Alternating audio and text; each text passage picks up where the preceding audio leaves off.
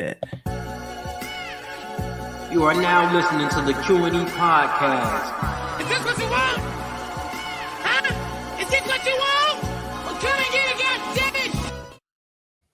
What's up, everybody? You're listening to the Q&E podcast, and you're here with your boy Q Hicks right now. And I got Edgar on the other line. Edgar, tell the people what's good.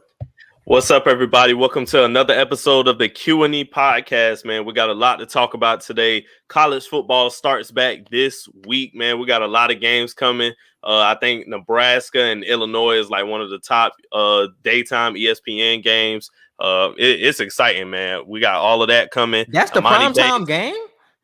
No, for the daytime. I haven't even looked at the schedule. That shit came quick, boy. College football got to be the quickest turnaround, in my opinion. Even though it's more time, because I think it ends in January, I feel like it get here like it surprised you way more than the other sports. That shit crazy.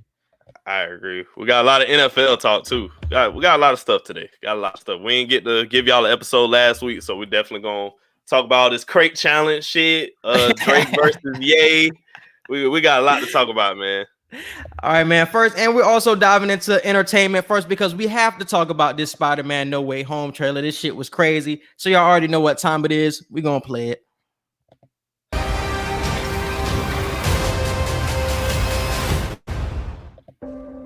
Oh, look at this. This is a good one. Some suggest that Parker's powers include the male spider's ability to hypnotize females. Stop, come on. Yes, my spider lord. Can we just stay up here all day? It is so crazy down there. That's right, folks. Spider-Man is, in fact, Peter Parker. Listen, I did not kill Mysterio. The drones did. The drones that are yours. Does any part of you feel relieved about all this?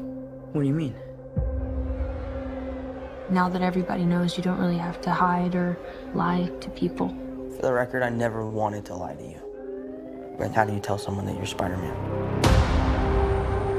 Now everybody knows. Shout out my boy Serge. He in the trailer. I seen that. I've just been thinking about how to fix all of this. It was the back of his head, but he in it. To what do I owe the pleasure? I'm sorry to bother you, sir. Please, we saved half the universe together. I think we're beyond you calling me sir. Okay, Steven. That feels weird, but I'll allow it. When Mysterio revealed my identity, my entire life got screwed up.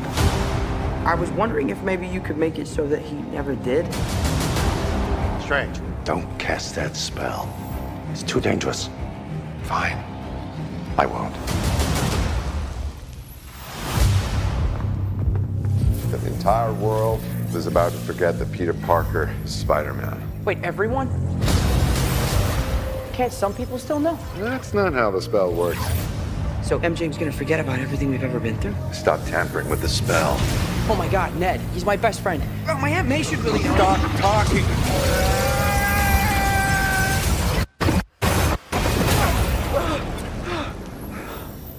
What just happened? We tampered with the stability of space-time. The multiverse is a concept about which we know frighteningly little.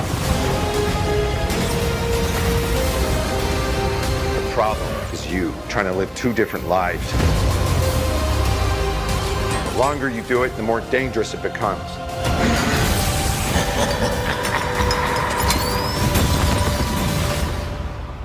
Be careful what you wish for, Parker.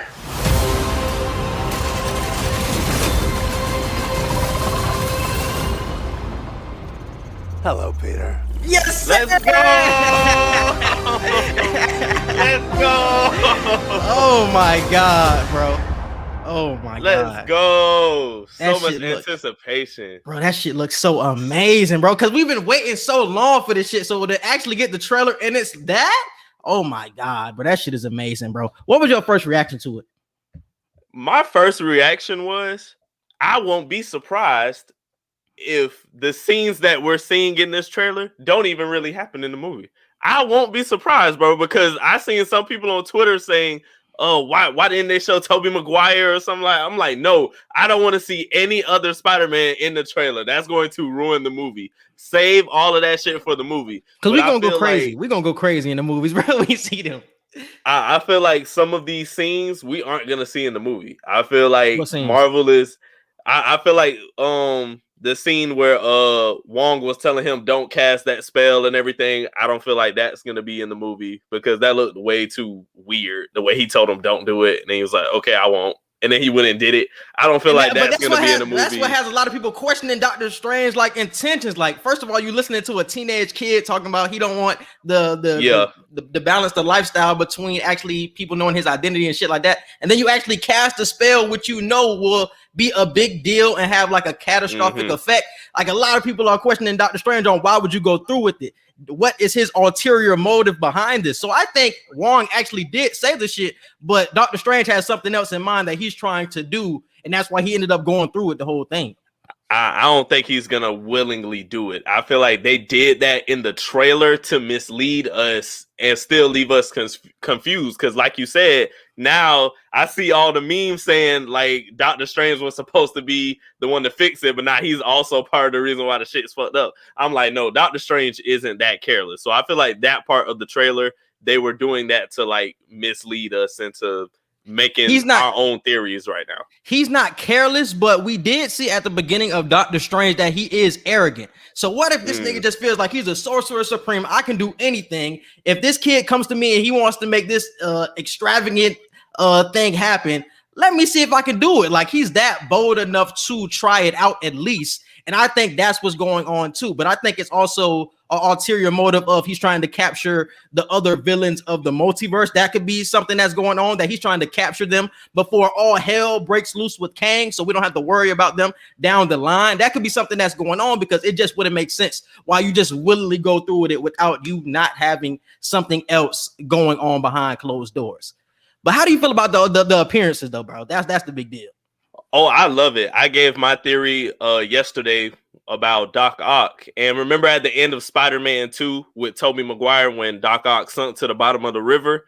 I feel like when the multiverse rips, instead of him dying, I feel like they're going to play on that. Instead of him dying when he sunk to the bottom of the river, he's going to get caught in whatever multiverse break happens. And that's how he comes back in this Spider-Man. So I feel like that's how Doc Ock is going to come back. I don't know about Green Goblin. It can happen for Green Goblin too. It can happen for Green Goblin like that too. I don't know which Green Goblin we're gonna get. Are we gonna get the Green Goblin from the Tobey Maguire Spider-Man or from the Andrew Garfield Spider-Man when it was Harry instead of Norman Osborn? I don't know. I don't know if we're getting Norman or Harry. We can't get Harry which one we're getting, because it's already confirmed that my boy from the first original Spider-Man, he's coming back. I forgot. I think his name is William Dafoe. He's coming back to be the Green Goblin. So he was the best Green Goblin anyway. So we need him. So it's gonna be him. It's gonna be Electro, Doc Ock, and the Sandman was also in the trailer too. Yep. And we seen the lizard from the Andrew Garfield series. That's how I know the other Spider-Mans are going to come, because in the trailer we had a scene where at the end Doc Ock ends up saying like "Hello, Peter" or "What's up, Peter" or some shit like that. I don't think he was talking to Tom Holland. I think he was talking to Tobey Maguire, and that's how he knows him. Because it would be weird to say "Hi, Peter" if you really don't know who Tom Holland is. You never see him, but you know what Tobey Maguire looks like. So it's like he was definitely talking to Tobey. They're going to be in this movie for sure. But the thing that I'm wondering is another thing with Doc Ock. He kind of had a change of heart at the end of Spider-Man 2, because you see he destroyed the thing that had the device. That was sucking up all the metal in New York and everything. And Peter convinced him to drown it and help save the city. So I wonder how they're going to still keep him evil in this movie. Even though I have my theory of him being saved before he dies. Like, how does he still just come back evil? I wonder how they're going to play on that. I don't think all of these characters are going to come back with evil intentions. I think it's going to be something, because in the trailer, we seen Spider-Man and Doctor Strange like have some one-ups, like some 1v1 type shit. So it's going to be like a Doctor Strange versus Spider-Man type of deal, because this whole multiverse is going on right now. Y'all on different sides. One person that didn't want it to go this way, and Doctor Strange is blaming Peter. Is it going to be like something that draws like attention? Is it going to be beef between the two characters? And I think that could be like the premise of the story. And all of these villains either want to get back home, because this is called No Way Home, but they don't have any way home. And maybe Doctor Strange is the key to getting them back home. because in the trailer Peter was holding something, and then Doctor Strange ended up hitting him into like the astral plane, and you see like his body fly.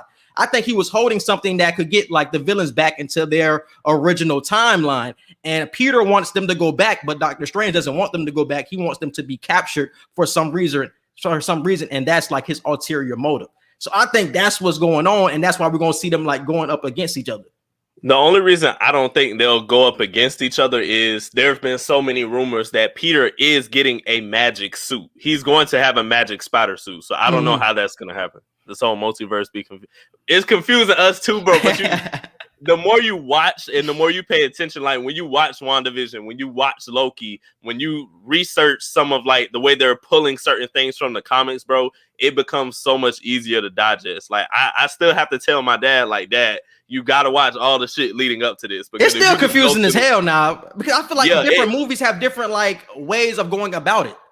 But you can at least come up with theories if you're caught up on everything. You could, because like you said, we're still confused, but we have certain ideas of what might happen. Like my dad, he's still trying to just go see the movie. I'm like, Dad, you're gonna be confused as hell if you just go watch the movie. You're gonna be like, where are these people coming from? How is this happening? Yeah, so that makes sense, bro. But I'm most excited to see William Dafoe though, because that was probably my favorite villain from any Spider-Man. The Green Goblin from the first one was definitely my favorite. The best movie was Doc Ock in Spider-Man 2, but my favorite villain was definitely William Dafoe, bro. So I definitely want to see him back. I'm excited to see Sandman. I don't really know how I feel about the Lizard. I don't know how much I liked him in that Andrew Garfield series, but I'm glad to see everybody back. But that's only 5 though, right? That's only 5. You got bored? You didn't watch WandaVision and you got bored on what? He don't fuck with Loki, bro. He don't fuck with Loki for real, and that's fine, bro. That's fine. That's fine. You're gonna be lost. You're gonna be lost. You're gonna be lost. You're gonna be so lost then, bro. What? You're talking about the 2 best shows that they've made? So they've only made like 4 shows, but the 2 best ones you didn't watch or didn't like? That's crazy. I could understand the WandaVision because WandaVision did start off slow as hell with the different time period episodes. That did start off pretty slow. But Loki started off good, my nigga. Like, I can understand like picking up a rhythm with that. But WandaVision, I can definitely understand. But I was excited from the jump with that junk up, bro. But I don't know who they're getting to play. I don't know who they're getting to play Sandman though. I know everybody's. I think everybody's just guessing that Sandman is in it because you've seen the electric hitting the sand. I feel like Marvel could be playing with us with that too. I don't know if we're gonna get all of this Sinister Six stuff because remember, was it MJ's dad that ended up being the Vulture dude? Is he gonna come back? No, it wasn't MJ dad, bro. It was the other girl. That was the first girl he was messing with, dad. Oh, it wasn't MJ though. It was the first girl. Oh. I feel like he still might come back because remember that black lady that Tom Holland's Peter was talking to in the trailer when Doc Ock came up on him? Was that her mother? Because if that was her mother, then we might get the Vulture in this Spider-Man 2. And that's why I said I only named 5 villains, and I'm thinking it's going to be a Sinister Six. It's going to be 2 from each multiverse, most likely. Like I said, Spider-Man gets 2 villains. Yeah, each. I feel like that shit gonna be great, bro. Because you got William Dafoe and Doc Ock for Tobey Maguire. You got Electro and you got the Lizard from Andrew Garfield, and you have Tom Holland, Sandman, and who else? Sandman and the Vulture. Shit. Oh, that's 3 from Tobey Maguire then. No, that's 3. Yeah. William Dafoe, Doc Ock, that's 3. But they're gonna split it up regardless, though. Yeah, they'll split it up for each one. Tom Holland ain't having enough villains for real. That's why I don't know if it's gonna be the same actor from Sandman, because if it is, then it'll be like, damn, like all of Toby villains coming back. So I don't know. Yeah, and I don't know what this means for Venom. I really don't, because I've heard that they're pushing back the Carnage movie.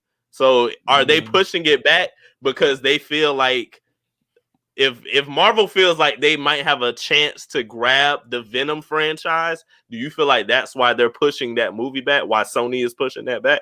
I just expect delays with Sony because even with the first movie, it was delayed and it was nothing big that came from it. So I think it's just them pushing it back because it's Sony and they want to keep up with Marvel. So maybe something was dropping that day and they didn't want to drop it on that same day and they want to have their own day for the box office. Maybe it was something like that, but I don't think it's anything like big what's going to happen. Like Venom is getting purchased by Marvel. Like, I don't think it'll be anything that big.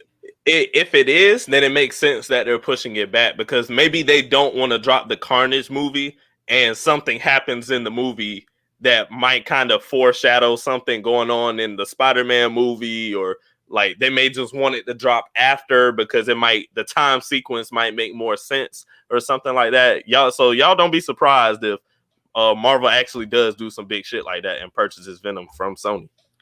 Do you think this will be the best Spider-Man movie ever? Oh yes, this will be the best one. The fact we're getting all three and we getting all the villains we love in this movie. How long is this movie finna be? Because if the time is good, it need to be 2.5. I would accept the 2.5 hour movie from this. Damn near 3. I would accept. Let me see. I would accept. Let me Google it right now. Spider-Man, No Way Home. I don't even think they have a time limit. Damn, they don't have a time limit on it yet. Yeah, I don't think they got a time. This has to be 2 hours and like 45 minutes. It got to, bro. It's too much shit that you got to bring in.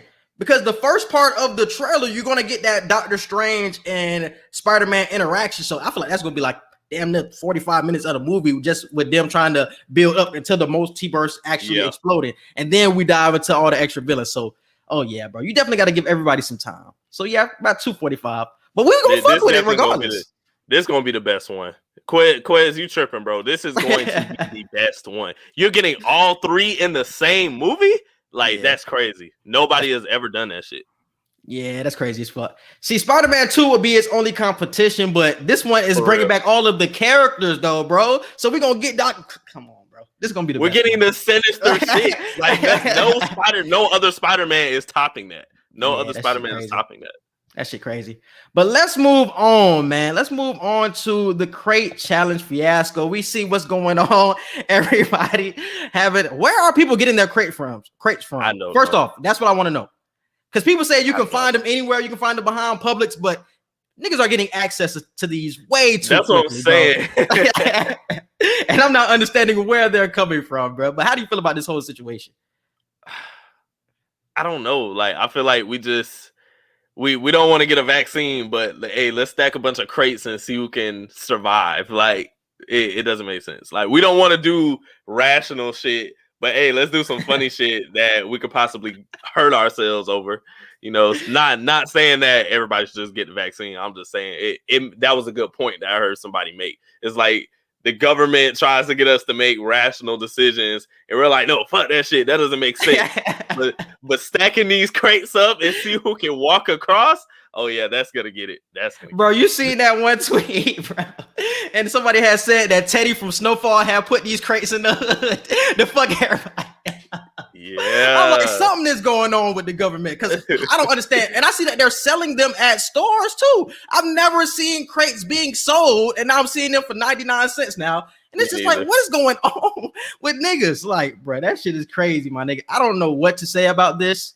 This is spreading through the black community quicker than COVID, quicker than wildfire, quicker than crack, my nigga. Like, this shit is crazy how fast this is moving. Like, it started one day, and then I see like hella posts like all the way down my TL. Crate challenge, crate challenge, crate challenge. So I'm like, what's going on with niggas? Well, how is this fun? Nobody is gonna do better than the dude who had on he ain't have on ever. He had on Jordan 3s, didn't crease them, and he was rolling his blunt the entire time. That's the best one. That shit was fire. Oh, girl had on heels too though. Oh, girl that was with heels. Girl that had the heels. That was fire, bro. Yeah, she was definitely fine with that one. Y'all need to stop doing that shit because y'all got all the Dr. Umar people trying to tell y'all about yourselves. But that needs to happen though. I'm glad Dr. Umar is on this shit because he needs to be, because this shit is ridiculous, my nigga. Y'all want to injure yourselves for some Twitter clout. I see everybody sharing, like, you know how they put the dashiki shit on like Squidward or like all these other characters. Black people love to see other black people fall, boy. I'm like, bro, what? We don't want to see them do anything. They're doing this willingly, voluntarily. Nobody was thinking that. But I can definitely see that meme, my nigga, because it definitely comes true in this shit, bro. Y'all gotta stop with this crate challenge shit, though, man. Y'all getting yourselves hurt for what, bro? To prove what? Like, what are we proving by this? People are really getting hurt. Like, I seen somebody with a giant ass bruise that took over like half of their back. I'm like, it's not worth it, bro. And it's really hard to like land like the fall, because either you're gonna land on your side, you're gonna land on your arm. Something is going to be fucked up, bro, when you fall from these crates. Like I've seen nobody actually land or stop the landing with their hands. I've seen nobody do that because nobody's quick enough to do it. So it's like y'all gotta chill for y'all really get hurt. One dude, I seen the video of that one dude. He was running off and it was falling as he was running off. Oh yeah. I seen a couple people do that shit. Some people that shit be like about to tumble. They be like on the third step, then they run.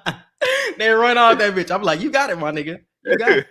But I think this shit is really blowing up because people are betting on it. So niggas' prize are on the line because money is involved. So if you throw money in the situation, it's like, all right, bitch, I got your ass. And that's how niggas are really finding these crates, my nigga. For real. Because if a nigga got money on the line, you're gonna find what you need to find for sure. All right, man. Let's move on to this Kendrick Lamar returns, man. So Kendrick dropped a post on his website last week saying that he will be dropping his final TDE album. He said it's gonna come soon enough. We don't have a date yet, but I see that he dropped a song with one artist today. Everybody going crazy over because they finally heard Kendrick, and we haven't heard from Kendrick in 4 years, 2017. So anything from Kendrick just sounds like a godsend, bro. So how excited are you about a Kendrick project, and do you think it will drop this year?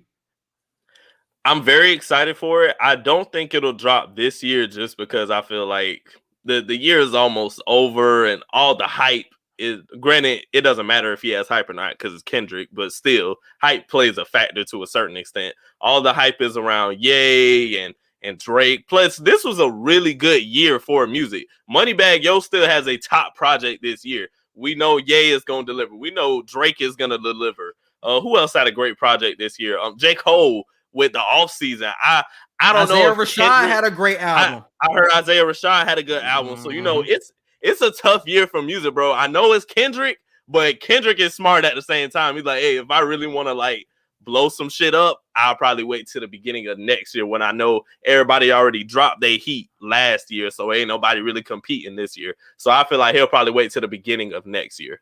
And it really doesn't matter when he dropped. Like if he drops on the same day of Ye, Kendrick will have more listens than Ye, straight up. Because we haven't heard from him in a long time either.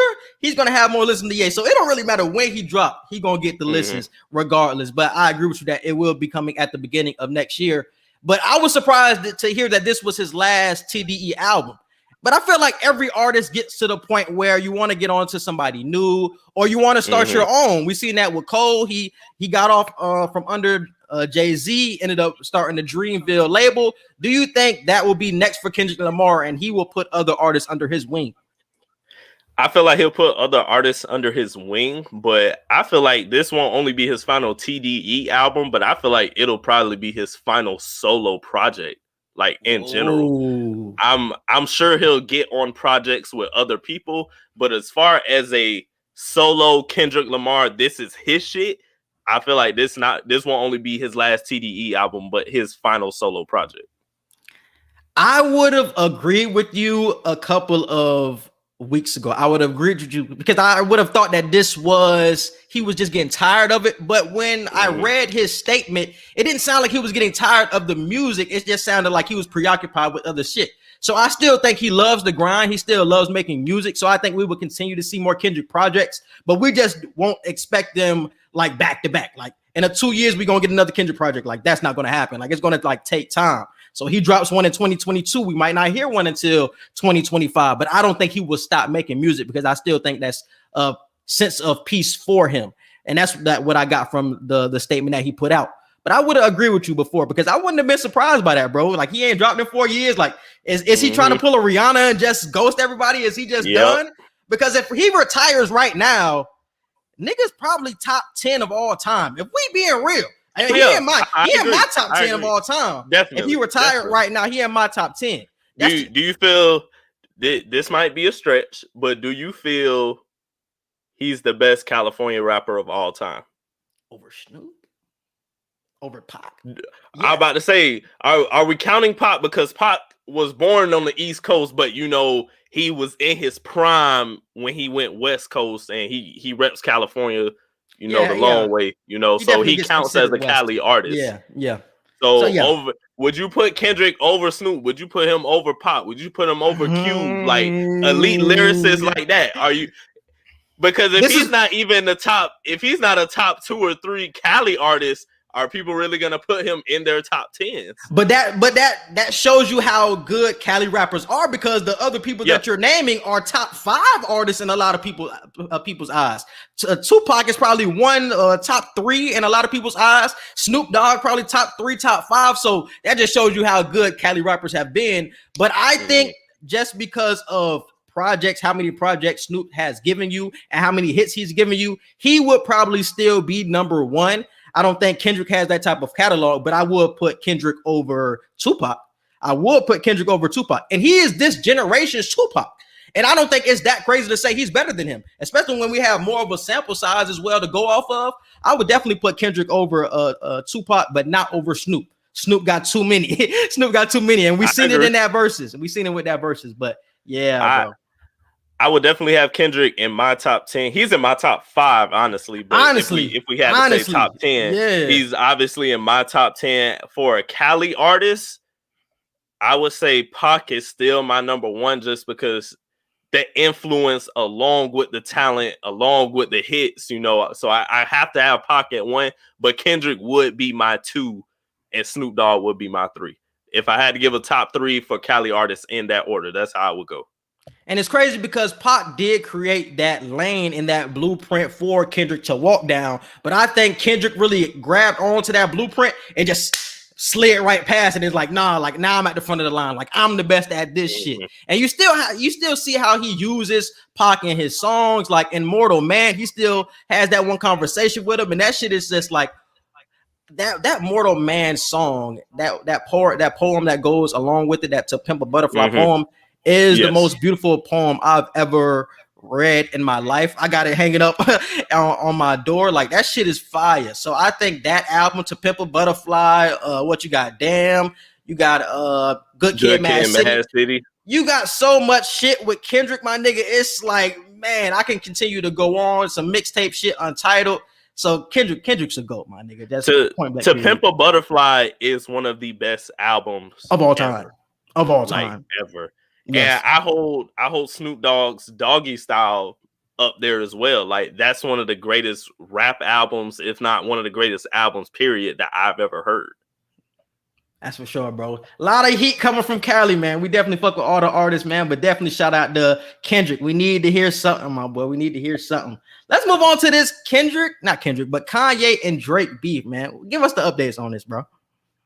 Y'all already know, man. Drake and Kanye been at it for like the past 3-4 years for real now. So it's just brewing even more. Drake has been pushing back Certified Lover Boy for a while now, but ever since Kanye started coming out letting people know, hey, I'm about to drop 2, the beef has fueled up even more. Kanye done started a group chat where he's added both Drake and Pusha T to the group chat and giving so many subliminal hits in his text messages. He's dropping Drake's location and then deleting it, even though I'm pretty sure most of everybody in Canada knows where Drake lives anyway, because I heard when he has certain things made for his like estate, it's on public record because he had to get like permits and stuff for stuff he was making. So his location is kind of public information. But just the fact that you put my address out there for the world to see and took it down. You see the video of Drake laughing like, yeah, this shit funny, but I'm about to get petty. This is so funny to me, bro. This shit is gonna be crazy. If Drake and Ye drop on the same day,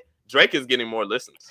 And like, I wonder if that's what they're playing with, because I thought this feud was kind of over with. I haven't seen this really bubbling up for a long time. It kind of felt out of the blue that Ye would do this type of shit. And then I heard about the Pusha T, how him and Pusha T was going back and forth in the group chat. I'm just like, this shit just found real weird and like so out of the blue. Are they trying to do something with that? Are they trying to build up momentum for their albums? And are they trying to drop it on the same day? Both are going to get listens. They're the 2 of the greatest of all time, but are they trying to get more momentum going toward their album? It's just promo forward. That's what I'm thinking about when it comes to this, because it just feels real weird that this comes out right now. I don't know if they're cool again on a friend level, but from an artistry standpoint, they probably. But I think this is more business, cool, more marketing type of thing, more so than just being friends. Like, man, let's help each other get more listens, like type shit. Like, I don't know if them niggas is like beefing, like a lot of people want to say. They might not be friends though. Listen to Tripp's new album, but Trippie Redd had a song featuring Drake on there, and I think Drake threw a shot at Kanye on that song that he's featured on. I don't even know the name of the song, but it's like they're still throwing jabs at each other. They're still doing subliminal shit, but at the same time, like you said, you kind of feel like they know what each other are doing, and it's like they're doing it purposely at the same time. Yeah, I feel like Drake told Kanye, "Hey, nigga, leak my address," type shit. Like, I felt like that was said in this group chat that a lot of people are bringing up. Like, I feel like that was brought up. Like, yeah, let's get people in the stir so people can, because that's gonna draw people to your albums quicker. Because people are gonna listen to them, period. But it's gonna be quicker, like that opening weekend sale, that first week sale. Like, oh, I want to hear what Drake said about Kanye, or I want to hear what Kanye said about Drake. That is what a lot of people are going to be looking forward to when these albums drop. So that's why they are building up the beef right now, because a lot of people probably forgot about the beef, just like me. Forgot about the beef. It's like, oh, the beef is still there. Oh, let me run to their albums. So I think it's like they're in cahoots right now. I really do. Because Drake said on Wants and Needs, I probably should go link with Yeezus. I need me some Jesus. So I'm like, are they cool again? Like, cause that wasn't a diss. That was like hey, I probably should link up with my dog. And cause I feel like I need Jesus in my life right now. So I'm like, are they cool again? But then all of this happens to where I'm confused again on their whole beef. And was that not a diss? Because I think he was like trying to take a shot at Kanye for going down like that praise and church route that he was doing for a long time, where he was having like the choirs in the background. I don't know if that was a shot or not, but I feel like that was something like, you steering away from hip hop, my nigga. Why are you doing that when your lane is this? Like, I don't know. That could have been a shot right there. And we got artists taking sides now. I see a lot of artists, excited for the Kanye album. Migos, like I seen Quavo, he had on like a shirt that say, he had on like, how they wear bulletproof vests sometimes as part of like their outfit. He had one that said Donda on the back. You got a lot of artists coming out saying that they're gonna be featured on Kanye shit. But then you got people like DJ Khaled. He posting an owl every now and then. He posting owl graphics talking about certified and all of that shit. So you got artists prepping up, the Drake album, and you got artists prepping up the Ye album. I'm like, hey, who finna be on whose side? Quavo should not be doing that, my nigga, because without Drake, them niggas would not be on like they are. Like, he shouldn't be going against Drake at this time, my nigga. I understand what he's doing, though. This is why I agree with what you're saying, though, on maybe everybody knows, at least up to that level, everybody knows what's going on. So maybe they're purposely picking sides like, hey, this who we repping, this who we repping. So I don't know. All right, man, let's move on to OnlyFans, to sex or not to sex. What is going on with the OnlyFans site? They going back and forth on what they want to do, bro. What's the update? They made the announcement that I believe September 1st was going to be the day that they stopped allowing sexually explicit content to be on OnlyFans. So basically, OnlyFans was going to kind of turn to Patreon in a sense, but they just basically went back on that and said they're going to suspend that end date to a further time. So we don't know when OnlyFans is going to stop it. They haven't said they're not going to stop it, so it is going to happen. We will not get any more sexually explicit content on OnlyFans. Instead of it starting in September, though, they just pushed the date back to TBD. Wow. I want to know why they did that when sex was so lucrative for them. Like, these girls making so much money off it, and I know OnlyFans is getting a cut. So why do you want to stir the other way and say, yeah, let's not do this, let's go to Patreon route, when this is probably more lucrative than being like Patreon? I mean, I heard OnlyFans wasn't even a sexual app to begin with. I think it started off. That's what it's known for, and that's what a lot of people gravitate to it for. So why are you trying to stir away from it now? Or steer. I don't know. Maybe I'm saying steer. My fault. Maybe they just feel like they could do the Patreon thing, because we see a lot of I see a lot of comedians starting to use Patreon now. Like, who the hell is Ryan Davis? He puts a lot of his stuff on Patreon now. You can't even go to his Instagram and watch any of his old videos anymore because it's all on Patreon. Poor Minds, they put a lot of their stuff on Patreon. So you're seeing a lot of entertainers take that route. So maybe OnlyFans is saying, hey, maybe we can go back to what we were before we just started letting people put sex stuff on here, and people might want to use our platform. People with big names might want to use our platform in that sense. But I totally get what you're saying. Sex work is still work, and that's the way forever be in. It will forever be in, bro. That's why the way certain people eat. So I don't know. I feel like there could be other porn sites though that come up with That's stuff what I was like about that to say. now. That's what I was Like about to say. So Pornhub. whoever is second in line to OnlyFans is gonna go up the first, and they finna be making all the cheese and take advantage of them. Pornhub can have a whole resurgence if they start like a Only Hub or whatever they want to call it, some shit like that. I feel like Pornhub gonna take way more of a percentage than OnlyFans ever did. So OnlyFans was good for that because I don't think they were taking that much out of these girls' pockets. But I know Pornhub gonna take it. They're gonna take a lot out of your pockets. But that's just weird to see them steer away from that shit when it's been making them so much money over the past couple of years. And let's move on to the last thing. J.R. Smith is D1 in golf.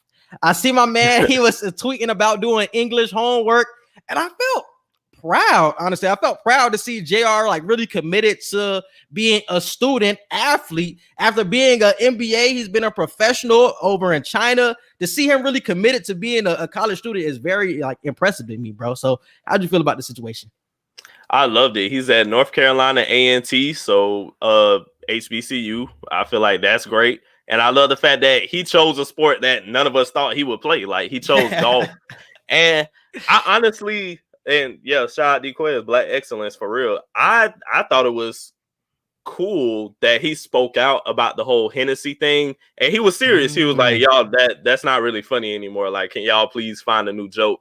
And I've seen a lot of people saying, yeah, JR don't even really drink Hennessy, like not that like we really talking about the shit. It's just like that one time he did have Hennessy and then we just ran with that shit. So now I feel like the Hennessy jokes, like it's just played out at this point. When he was hooping, yeah, it made sense because that was just the ongoing thing, you know. But if he really wants people to stop saying jokes like that now, then I totally understand, because alcohol is not something to joke about when it comes to people like doing that shit excessively. So I love the fact that he's golfing. I love the fact that he's at an HBCU, giving them a name. I don't know. I just love it. I'm very proud. And the fact that he's actually getting his college experience, because he went from high school straight to the NBA. So he never went to college. So getting this experience to actually go to college when he's late 30s, probably early 40s, just to get that experience in general is impressive, bro. So I'm definitely happy for JR, man. Definitely wanted to talk about it again before we moved on from it. And are they going to be on TV? Didn't BET say they're going to show more HBCU events, or was that just being rumored about? I think they did say that, if I'm not mistaken. I know it was rumors, but I feel like BET did speak out on that. I definitely said they should. I said they should definitely do that, especially with Dion over at Jackson State, and now you got JR in North Carolina A&T. BET, I don't know what kind of chokehold Tyler Perry got y'all in, but get out of that shit. Please get out of that shit. If I scroll on my TV and see Medea's Halloween Boo 2 again, I'm going to be pissed. I love Madea. I love what it did for Tyler Perry's success, but I'm tired of seeing that shit when I scroll. I swear I am. And let's continue with the college theme and move on to our sports topics. Money talks. Amani Bates, who is a top player in the 2021 class in high school, has committed to go to Memphis. He was supposed to be in the class of 2022, but he has reclassified to this year. So instead of going the G League route, which we thought he was going to go down, he ends up going to Memphis. Did you find this surprising at all? I know we had this conversation a week ago or a couple of weeks ago with Derek of which would be more popular going forward. Would it be the G League? Would it be the NCAA? And the NCAA snagged one with Amani Bates. And this is what I was saying, bro. This is going to influence players to go to college more, because now that they know they can get money going to college, they'll take that opportunity to say, okay, let me try and build my future outside of my basketball career while I'm making money. Imani Bates is probably thinking, hey, I can go to a well-known school. Memphis isn't a top school, but it's a good enough school to where I can be the guy and still have a good chance when it comes to March Madness and everything. And I can still be in my degree program and I can make money. So I feel like he's going to take that route. And I don't even think he'll be a one and done. I honestly feel like he might try and get his degree for real while he's in school. So I feel like I feel the fact that he chose college, that's what I'm saying. I feel like you should, bro, because if you know you're gonna touch that kind of money, then why rush it? That nothing compares to that NBA money and all of that you can get from that. I know, but I'm just saying the fact that you can touch that kind of money before actually getting there. What's the rush at that point? I still think the NBA is the goal, and he's going to be a top player from the beginning. You don't want to continuously play against players that you're better than. You want to be challenged. I don't think he will be challenged past his freshman year. Once he gets used to everything, like Imani Bates is one of the best high school players I've ever seen. So I think he's going to kill his first year. So it didn't matter where he played, he was going to kill. But I was surprised by him going to Memphis. But I think he's a one and done for sure. He's going to get his money. I think, especially Memphis. Memphis is known for paying their players anyway with just boosters. So he's going to get money from endorsements and monies from boosters. And you got Penny as your head coach. And everybody wants to come to Memphis because Penny is the head coach. And they want to play with Imani Bates. So it's a lot of good things going Memphis's way right now. And they're going to have a good team next year. Just because they have Imani Bates, they're going to have a good team. And they also have talent. I'm excited to see that shit. But it was surprising still to see him take this route. But he definitely one and done to me, bro. Definitely see it. But I see what you're saying, though. But I think that's for more late first round picks. If you're a late first round pick, I don't see the rush in leaving because you're going to make so much money off of endorsements or off of these boosters. Just stay in school. But if you're a certified top 5 pick like this man most likely is, get your money. Like you're going to get so much more money in the NBA, and he want to touch that, and he want to play against the best because that's his type of attitude. So I think that's how he going to move moving forward, though. But definitely congratulations to him. And next topic, let's move on to Sha'Carri Richardson, man.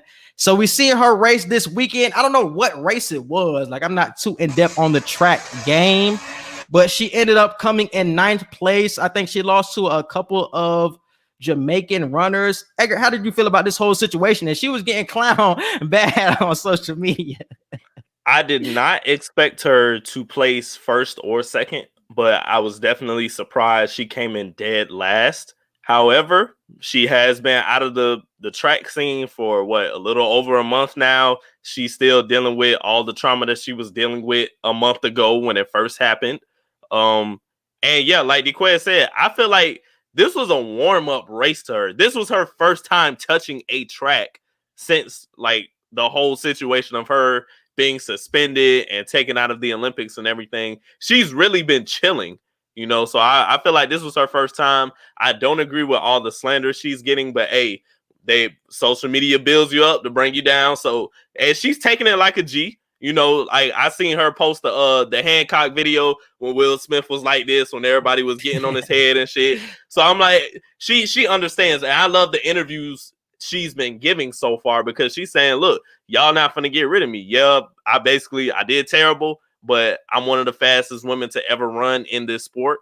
And yeah, I'm just in a slump right now. So I love it. But shout out to the Jamaican women who did excellent in the Olympics and won first, second, and third, and then did the same thing in this one. And I think they won first and second in this race. So shout out to Jamaica. Y'all the champions in track. Again, it's nothing short of spectacular. Y'all do it damn near every other day. So, and I think her name was Hera Thompson. I forgot her first name, but Hera, last name is Hera Thompson. So definitely congratulations to her. But this is what I wanted to say about this situation, because even though I don't agree with all of the negativity going her way, because a lot of it just feels like it was predetermined hate. Like y'all were waiting on this girl to fall, and it's just like, oh, she lost. She came in last place too. Oh, we finna get on her head. It felt like y'all were waiting on the downfall. But I will say this about Sha'Carri. Once you talk that talk and say like, oh yeah, I'm the best and shit like that. Oh no, you gotta back that shit up every fucking time you step on a track. Yeah, you have to. I don't care that this is your first race since however many weeks. You're probably fresher than everybody else. All these other girls ran in the Olympics. They could be complaining saying their legs tired. You fresh and you came in last. So I don't want to bash Sha'Carri, but you can't say, oh, I'm the best and talk your shit. Because remember that one commercial that she just posted like a week or two ago before this race? And it's just like, you can't have commercials like that, bigging yourself up, and then have a performance like this. Like, you have to expect people to get on your head. It's no different from Bron. It's no different from Brady. Once you big yourself up and once the media bigs you up, you got to live up to it now. And you're probably our best runner in America. You have to live up to the expectations that people are putting upon you. It might be unfair, but you have to live up to them, especially when you're talking that talk behind yourself. Like, man, I wasn't surprised by it, and I wasn't mad at a lot of the hate. That's what I'm saying. I knew the hate was coming, bro. The fact that she didn't place at all, I just whether she placed second, third, or dead last, anything other than first, I knew people were going to clown her. I just knew it was gonna happen. It's just even I don't think worse. they would have clowned her though, bro. If she would have came in third, they would have because they know clowned her. them Jamaicans run crazy, bro. Them Jamaicans crazy. They would have clowned her, bro. Because the fact that, like you said, you talking shit like you the best, but then you finally go against the women who won in the Olympics and you still lose to all of them. You could have came in fourth place behind the top three. You could have been one of the top four runners. The fact that all the Jamaicans still beat you, people was gonna talk shit, bro. Regardless, like you said, heavy is the head that wears the crown, and if you're gonna talk that shit, you got to back it up. And she just couldn't back it up this specific race.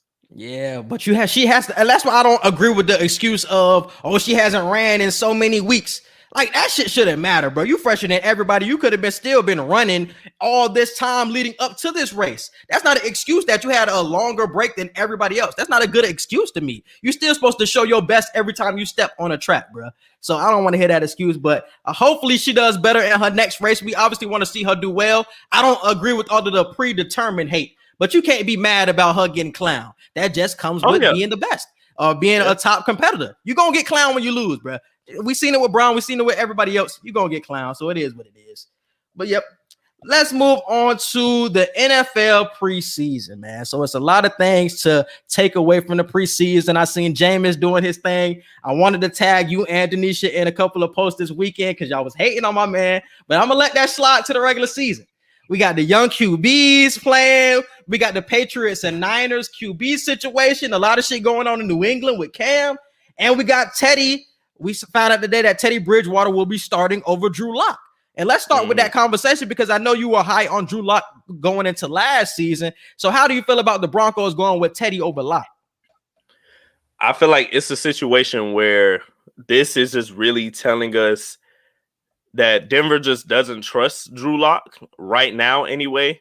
And that says a lot because the amount of receivers that they have, I was definitely one of those people saying Drew Lock has the potential to be a dark horse MVP candidate, but I guess it's just not the case right now with the fact that you have Jerry Jeudy, you have Tyree Cleveland, you have the running game. Like, Denver has a very good squad, and the fact that we were talking about Aaron Rodgers possibly going there because of the abundance of weapons that they have and being a formidable team to go against the Chiefs. They're in the same division as the Chiefs, so I feel like if you can't perform well with the amount of weapons that you have in Denver, I don't know where else I could see you starting really and being a game changer. So them starting Teddy, just first off, shout out to Teddy because I fuck with Teddy Bridgewater.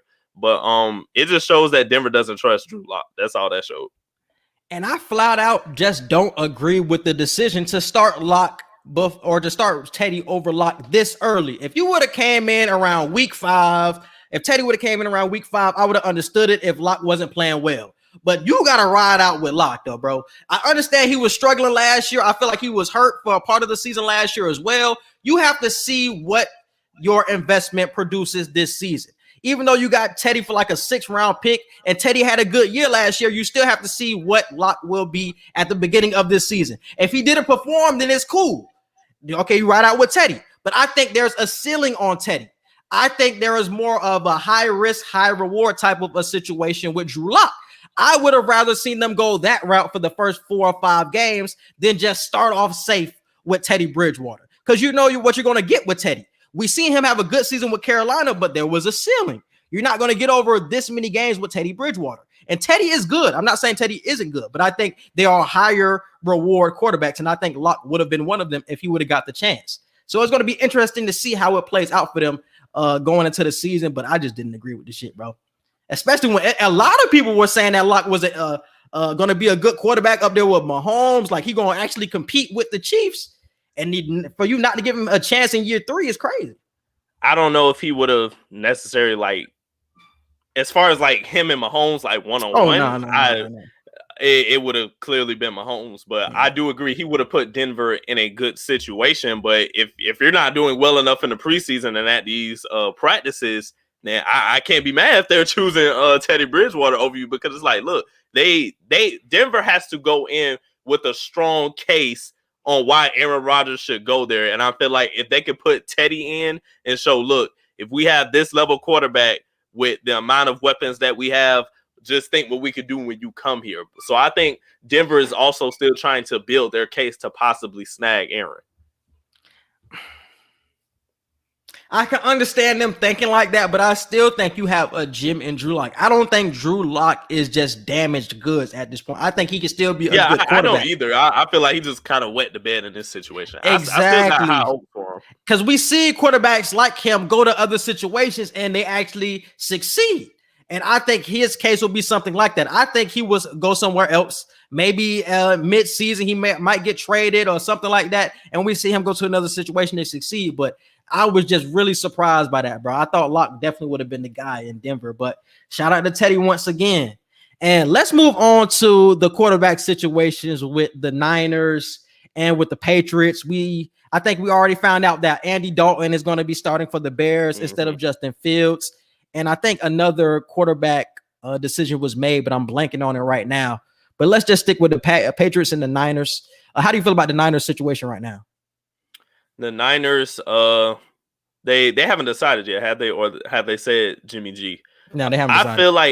I feel like I wouldn't be upset either way. The Niners have high Super Bowl odds, regardless of which quarterback starts. I've been hearing a lot of people say they can be a top 10 team or maybe top 5 or 6 when it comes to like Super Bowl odds. So I feel like you can't go wrong either way. Jimmy G, we know what he can do as a game managing quarterback. And I feel like as long as he's healthy and with the full healthy roster that San Francisco has, they can be a top team in that division. I strongly believe they have one of the toughest divisions, if not the toughest in football right now. So either way, you can't go wrong. If you put Trey Lance in and he doesn't do well, everybody's going to complain and say the rookie isn't ready yet. Or if you put Jimmy G in, and he doesn't do well, everybody's going to say, see, we should have stuck with the top 3 pick and yada, yada, yada. So I feel like San Francisco is like, look, it really doesn't matter which way we go. We're going to have high Super Bowl hopes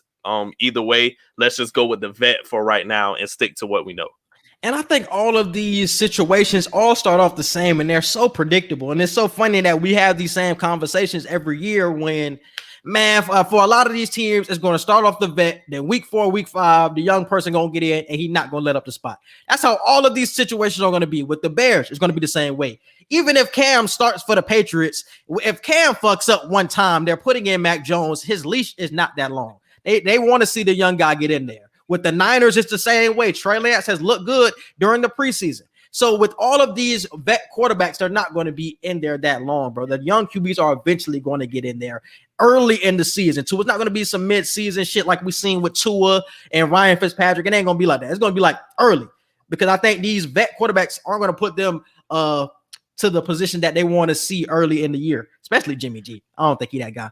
But when it comes to the Jimmy G, Trey Lance situation, Trey Lance doesn't have as much college experience as these other quarterbacks that we're naming, like Justin Fields, like Mac Jones, like Trevor Lawrence, you know. So I feel like you can't really go wrong with starting Jimmy G, because you're giving Trey Lance an opportunity to, you know, come in the game like late in certain quarters and just get a couple reps in that way, as opposed to you don't have the length. You don't have the same length of a college starting resume as these other QBs, even though you're one of the top picks.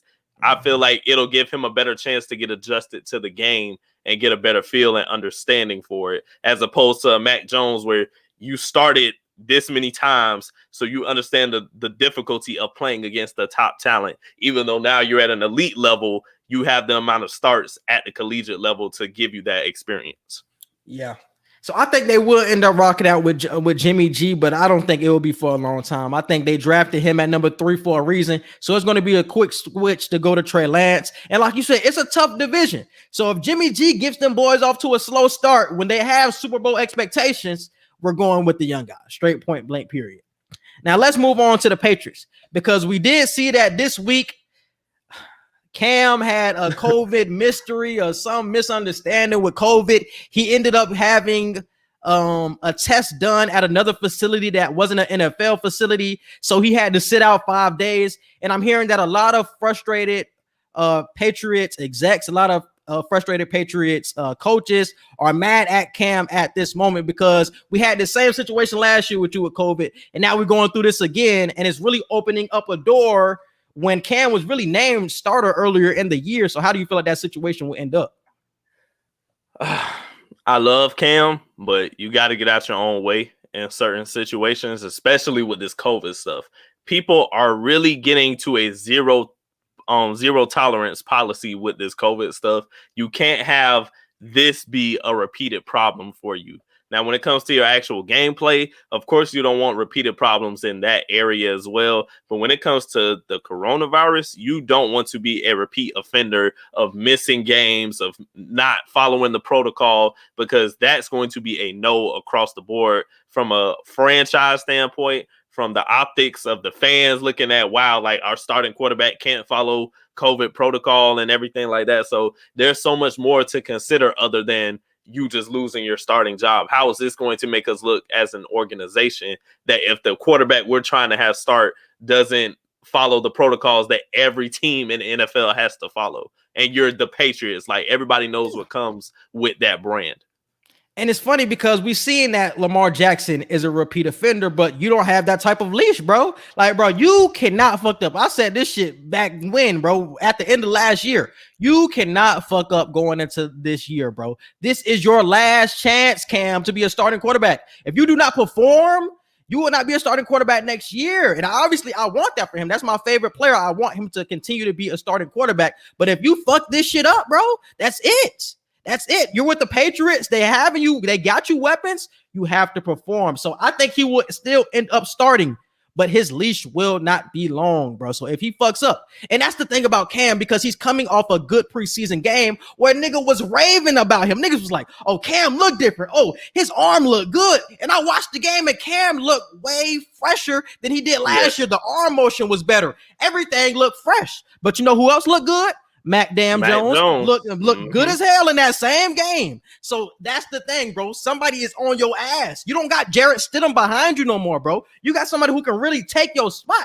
So you got to be on your P's and Q's. And having this COVID shit come up was just that shit blew me, bro. Because when the first time I seen that shit, the Bleacher Report come up, I said, damn, he lost his starting spot. But then I really listened to a couple of people talk about it, and I was like, all right, he might still have it, but the leash got shorter. The leash is getting shorter with these type of situations, bro. And they already want to put the young boy in. You're already not going to be with the Patriots next year, but you want to put on a good performance for these other teams because they want to see if you're still a starting quarterback, bro. And that's what I want for this man. So Cam, bro, he got to tighten up. I don't know, bro. I feel like Cam is definitely still a starting quarterback in this league. Out of 32 quarterback spots, he could definitely be a starter in this league. Can he be a starter for a competing team as far as playoffs and possibly Super Bowl? No, because those spots are filling up very fast or are already all filled up. So being a starter for a competing team, now that's the situation where I'm like, yeah, your leash is getting shorter. But Cam Newton is still talented enough and still has a good enough IQ to be a starting quarterback. It may be for a trash team. It may be for the Vikings. It may be for the damn Lions or whoever the hell. But he can still be a starting quarterback. So I don't want to give up hope on him yet with that. Even if he does do something stupid during this season and makes another mistake and makes everybody look at him as the bad guy again. He's the former MVP of this league. He's had one of the greatest breakout seasons that I've seen for his type of quarterback style. So I don't want to give up on Cam that easy. But as far as competing for real, yeah, you might not ever be able to compete again as a starter. But that's just my take on it. It's just the fact of, bro, you came into the Patriots where it wasn't a perfect situation, but it was the only situation that was available to you last year. And now they're giving you weapons. So it's like, man, they're giving you everything you want. They got 2 tight ends. They got wide receivers. They got one of the best O-lines. If you don't show what you can do behind this type of team, because if you go to a team that's trash, right, they're not going to have as good of an O-line. They're not going to have as good as weapons as the Patriots have right now. So you saying that he's not even going to be on a competing team. If people look at him and he doesn't succeed with the Patriots, it's like, damn, nigga, can you compete with us? Can you even compete for a lower tier starting job? So this is a big deal. Even if you only have 4 games to show your shit before they take you out. Show that you can still play this fucking game and you can play it at a high level, dog. I'm telling you, because I do think that Cam will end up getting snatched this season. I high key think it's inevitable, but I think he will have a good game, but it's going to be that one bad game where everybody gets on his head. Maybe he has a couple interceptions. He fucks up. Something like that happens. And it's like, damn, that was the game where he gets snatched. And then we see Mac Jones, and Mac Jones ain't going to let the job up, bro. But I feel like it's going to be some type of situation like that. Do I want it to happen? No, but I feel like that's going to be the situation with Cam this year, bro. I really do. But I think Washington will be the spot. If he performs good in these few games, I think he does have. I think Washington, they have Fitzpatrick right now. Fitzpatrick is not a starter moving forward. He's like 40-something right now. I think that's still a spot for Cam, your old coach. They have good weapons, a good defense. You can still go there. So that's trash still division. So you can take that shit over if you go there.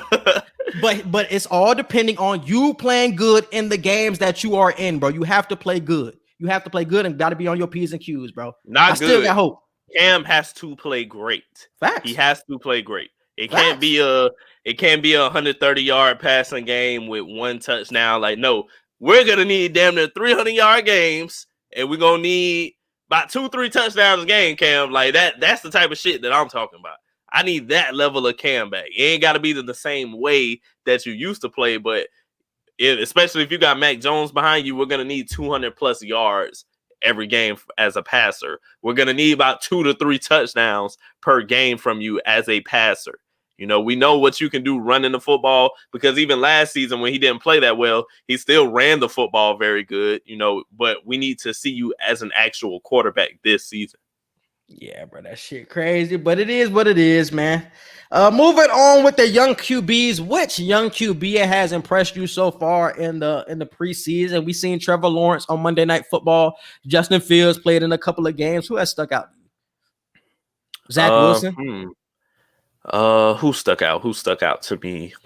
Trevor Lawrence definitely has been doing well. Young QBs that have stuck out to me. Damn. Oh, Kyle Trask has done all right. You know, I'm a Gator fan. That nigga didn't doing trash, man. That nigga ain't doing all right. He did all right. He did all right. He behind the GOAT, so I'm really not worried. Yeah, DQ is definitely Justin. It's definitely Justin Fields. Trevor Lawrence and Trey Lance. Those probably be like my two people that I'm like, yeah, they solid.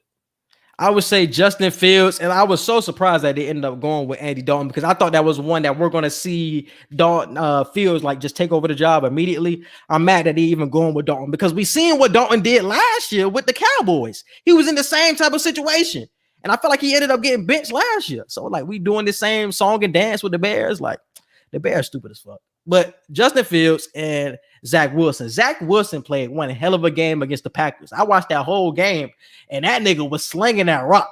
The Jets going to be a sneaky good team this year. The defense still ass, but they got way more weapons on the offensive side of the ball than last year, bro. Don't be surprised if them niggas beat the Patriots, beat the Bills, beat the Dolphins one time and don't get swept like they usually do. I wouldn't be surprised. I would not be surprised this year, bro. So do you feel they're finishing – what do you feel they're finishing in their division? No, they will still finish last, but they will win games against these 3 other teams. Oh, okay. I give you that. I'm about to say they're still gonna be dead last. Usually when it's the Jets, it's like a blowout. Like, we ain't gotta worry about the Jets. We ain't gotta damn near prepare for the niggas. But y'all gonna have to prepare for the Jets. Like, they got weapons now. Like I said, the defense, you can still do what you want to do. But the offense, that's gonna be something to look at, bro. Way more weapons than last year. So I'm definitely looking forward to the Jets. I give them 5 wins. I give them 5-6 wins. Yeah, but it's gonna be like one against the Bills, like one against the Patriots. That's what I'm saying. They're gonna be losing some shit like that. The Bills are. Don't do that. You're gonna be the Bills one against the Dolphins. All right, sweeping these niggas. Right. The Bills are sweeping these niggas. Don't say that. Hey, we're gonna see week 11 when they beat the Bills. I'm gonna come on this shit and I'm gonna remember what you said. I'm like, damn, remember when you said the niggas gonna sweep them? And the last thing about the preseason, bro, was we got to talk about my man doing his thing, Jameis Winston, putting on the performance. But I honestly don't even want to talk about Jameis because I already knew he was going to start. You said Taysom Hill was going to start, but come on now, Taysom Hill ain't good. But I want to talk about Taysom Hill's contract because we seen in the summer that he signed a 4-year, what was it, 160 something? 150 I don't remember something. the price. I don't remember the price, but I know it was 4 years. But it was like a 4-year, 140. No, it was 4-year, $140 million contract that he signed with the Saints this offseason. But he won't even be the starter for them. So you just signed this man to a huge ass contract, which he would not live up to. Like Jameis is clearly the better starter. So how do the Saints live with that situation? It's gonna come. I told you it's gonna come. Jameis is going to, if he does, let's say he does start. Let's say they come out and make the decision. So you're telling me that let's get this straight. straight. I want this clear as day. So you are telling me that Taysom Hill is better than Jameis Winston? Yes. I'm just gonna let y'all be disappointed. I'm not gonna say anything. Jameis, did you watch the game on Monday night, bro? That's all I want to know. It was preseason, but Jameis made throws that Taysom Hill cannot make, bro. Point blank, period. The one in the corner to my boy Marquez Callaway, and then the other one down the middle, those two throws are throws Taysom Hill cannot make, bro. You cannot rock with that nigga over Jameis. If Jameis Winston is labeled the starter, there's going to come a stretch of games where everybody's looking like, thank you, DQ. What the fuck? And I'm going to tell y'all, I told you so. That's all I'm going to say. There's no way you sign Taysom Hill to 4 years and you have a QB battle. This is what I was telling y'all the whole time. If Jameis Winston is as good as y'all say he is, how are you in this deep of a QB battle with a athlete player that can just play quarterback a little bit? If you're it wasn't that a good, battle. We see who's better. We see who's better. What battle? What are we seeing? So people haven't been calling this. So people haven't been calling this a quarterback battle. People haven't been saying this is one of the most. This can quote unquote be a battles? quarterback battle because there are two quarterbacks, but this isn't no battle for real. This ain't no battle, bro. We see who is better between the two. All right. Okay. Come on, dog. Okay. What you saying, DQ? Okay. He only saying this because of the history with Jameis? Yes, he is. I don't know, but you would think that this man would still have love for Jameis because of what he got drafted by him. 5 years of being disappointed. Yeah, y'all feel some type of way too. 5. Let a nigga be on y'all. Let Lamar Jackson be on his team. But I would still have love for them, though. I would still have love for them. You hate that nigga. Let Lamar Jackson be on the Ravens going into year 4 and just be an ass. DQ would say the same shit about Lamar Jackson now I'm saying about Jameis Winston. It's okay, though. It's okay. You had Cam Newton for your team, and he did good the time that he was there. He got Lamar Jackson. He not complaining. But I had a first-round pick coming out of Florida State with a great career. Are you complaining? Huh? Are you complaining? You just won a ship last year. Jameis damn near made this happen. Jameis damn near made this happen. No, if it wasn't for Jameis, y'all don't get Tom Brady. I'm not complaining about the team. I'm just saying you wasted. I've never seen a number 1 draft pick take 5 years to develop. I've never seen that. I've never seen it happen a day in my life. Jamarcus Russell. Name me one. Jamarcus Russell never developed. Jamarcus Russell never developed. Jamarcus Russell never developed. Okay, outlier. Never developed. Outlier. Besides that huge bust. Besides that, I'm just saying. Nah, bro. I think Jameis is gonna have a good year. I don't know where they land when it comes to wins, but Jameis is gonna have a good year. I think when it comes to weapons, they're kind of deprived of them because we see that Michael Thomas is hurt and he's gonna miss half of the year. So you're missing your number 1. So I'm just letting you know right now. I already got excuses built in for Jameis. I just want you to know that. And the defense. Would you have excuses built in if it was Taysom Hill starting? Would you say he don't got Michael Thomas if Taysom He's not good though, but we seen with Jameis that what he can do with the weapons that he has. So even with these B tier weapons, Jameis is making something shake. Like I said, this is preseason, so you can say it's preseason all you want to, but Jameis showed me something, bro. Jameis showed me that he can make shit shake. So that's all I'm gonna say, bro. Vince Young was ass. Vince Young was good his rookie year. After that, it was kind of down the wheel. I was gonna say, like, we knew what we were getting though. Like, he went downhill. Jameis said Stafford. I think it said Stafford. Anyways, on to the next topic. He's naming niggas at this point. He's just naming niggas. All right, man. I think that's it with the NFL preseason, man. What else you there seeing, man? You done seeing something else, man? I'm just ready for week 1, honestly. Cause y'all play week 1 against the Cowboys. Yeah, right? we're at home against the Cowboys week 1. How do you feel like the Cowboys are gonna do? Because we obviously know about the hard knocks, but we see that Dak. It's a Dak having a shoulder situation, and we don't know if he's gonna be ready by week 1. I don't know. I was telling my dad, I'm like, if Dak plays and he's healthy, I wouldn't be surprised if we lose the season opener like that. But no, for real, like with a healthy Dak, with a healthy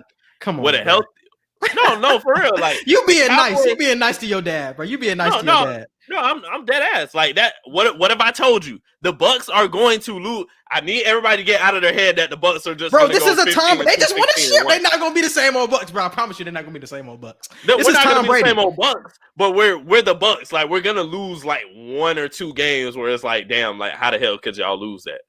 That play Cowboy. That's what I'm saying, bro. I have us to win. I definitely have the Bucks to win, but I don't want everybody to be surprised if a healthy Dak, a healthy Zeke, and a healthy Cowboys roster shows up and they win. Like that's not a surprise to me. That's like oh shit, like Dak came to play for real.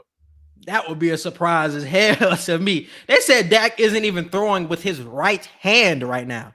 So if they end up beating the Bucks when that nigga Dak don't even throw with his right hand, or he's not throwing with his right hand right now. That's what I'm saying. If Dak was healthy, I would say I wouldn't be surprised if the Cowboys win. Now, if Dak come out there and that man ain't even healthy like that, or he doesn't play at all and they win, then I'm gonna be upset because it's like, come on, how the fuck? But like I told y'all, the Bucks are going to lose 1 or 2 games where we're looking like, how do you lose this game? We're going to have 1 or 2 games like that, bro. But I think it's going to be a different culture with the Bucks, bro. They just got a championship under their belt. It's not going to be the same old Bucks that we remembering now. I'm hoping you're right. This is Tom Brady's Bucks. I'm hoping you're right. If we go undefeated, trust me, I'm not going to be upset. I'm just prepared for the 14-3 or 13-4 record. I'm prepared for that. I'm not gonna put high hopes in us and say, oh, we got a weak schedule. We're going 15-1. I mean, we're going 15-2 or 16-1, or we're going no. We're gonna go about 13-4, 14-3. We're gonna run through the playoffs and we're gonna make the Super Bowl. Yeah, I see about 14-3. But let's move on. So this week has confirmed that the ACC, the Big 12, and the Big 10 are forming an alliance. They're not starting a complete conference together, but they're going to schedule each other on their schedule. So for your out-of-conference games, it's going to be a lot of Big 10 versus Big 12 matchups, a lot of Big 10 versus ACC, a lot of Big 12 versus ACC, that type of thing. They're all still going to be in their respective conferences. But how do you feel about this alliance? They say that they're trying to build it up so it can so that these teams can compete with the SEC, and because they see what the SEC is doing. So how do you feel about it?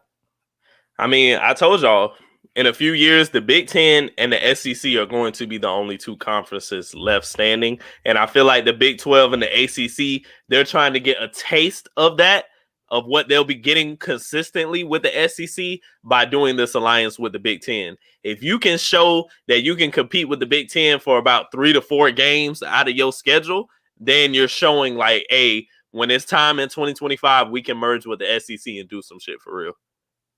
I don't know how much this helps them, because if you play a Pac-12 team, the Pac-12, I think it's been Pac-12 too. I think Pac-12. Did I put Pac-12 in that? You put Big 12.